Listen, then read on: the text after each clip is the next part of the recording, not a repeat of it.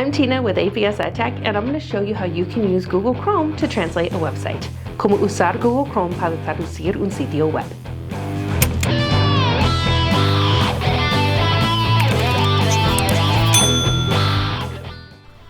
The first thing you want to do is make sure that you are in Google Chrome and that you have an updated version.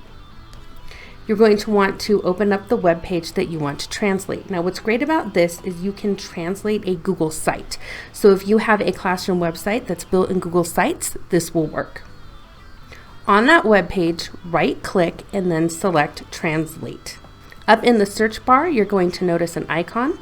When you click on that icon, you can go to these three dots and then choose the language you want to translate this website into. Una vez más, pero en español. Abre el sitio web que quieres traducir en Google Chrome. Haz clic derecho en la página web. Selecciona Traducir. En la barra de búsqueda, haz clic en el icono. Selecciona los tres puntos y cambia el idioma. El sitio web se traducirá.